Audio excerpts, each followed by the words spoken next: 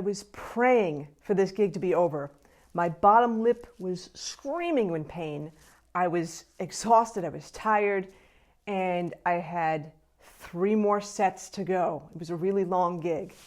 I had a gig a long time ago, and you know those gigs, four sets, 4 hours, going into the late nights, and for some reason, for this particular gig, it just wasn't happening for me, and I was not using the right technique, right embouchure type of setting, all that kind of thing, and I was biting.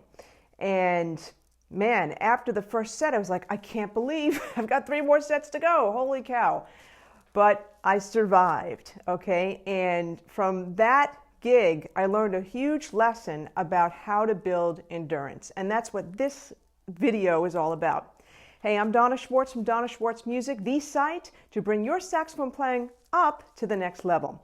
So I had a question last week from a listener who had listened to my video about playing along with backing tracks, and he was like, how are you able to last throughout the entire gig? You know, it's just you and the backing tracks, so how are you able to do that?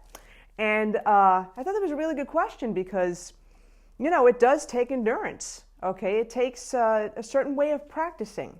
And like I mentioned in the story that I started out with, you know, those gigs that you pray that are over with, you know, that you can get over with, we don't want to have those. Instead, we want to have good experiences, not only for yourself, but for your audience as well. All right, so I have 4 tips for you today, okay? And this applies to all musicians, and there's one especially for saxophone players.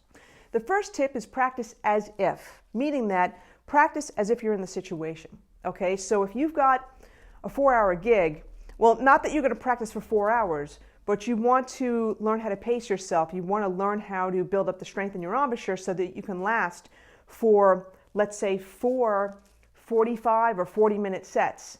Okay? Now, it doesn't mean that you're going to go full tilt and practice 4 hours. You don't want to do that. I'm going to talk about this a little bit more in a second.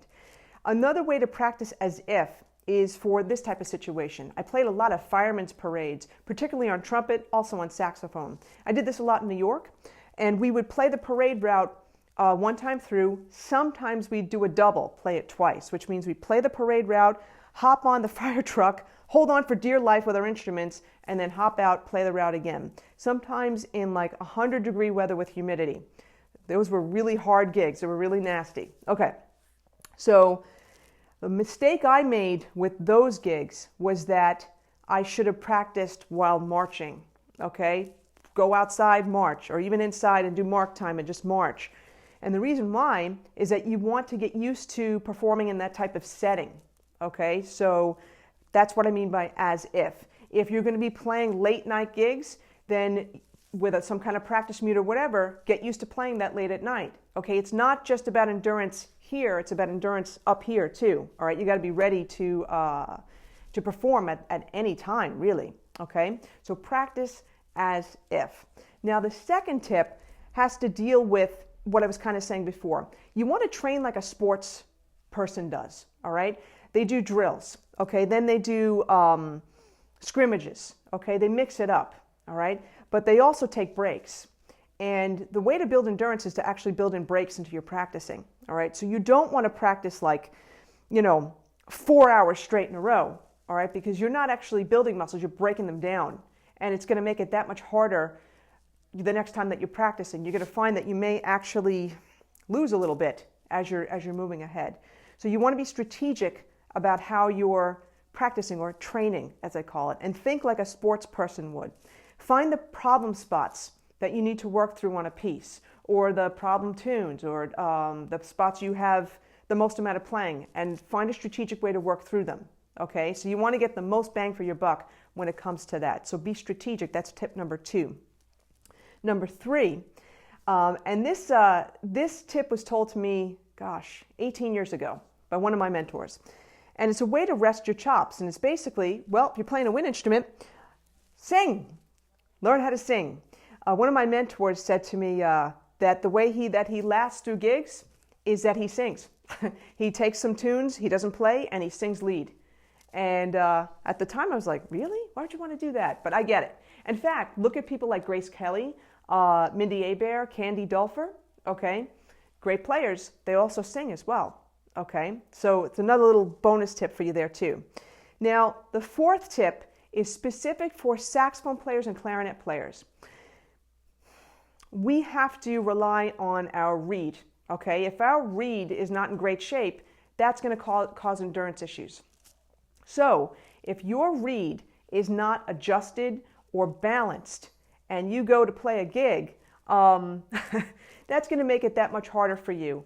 And it's going to make it, you're going to resort to bad habits in order to get through the gig. Now listen, it happens to all of us, you know, at some point or another, but here's a tip for you. Make sure you have at least 3 good working reeds before you do that gig, okay?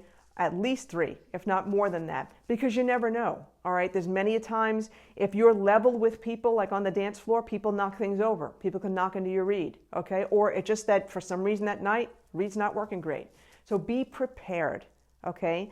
So the overall theme here really, in order to build endurance up, be prepared. Practice as if. Be strategic in your practicing. The extra little bonus tip was to sing, okay? So work on your singing chops so you can give your chops a break. But also if you're a woodwind player relying on a reed, be prepared with those reeds. There's plenty of tools out there. I've got plenty of videos on YouTube, on my YouTube channel. You could search The Reed Geek with Morrow from Reed Geek. You can also search from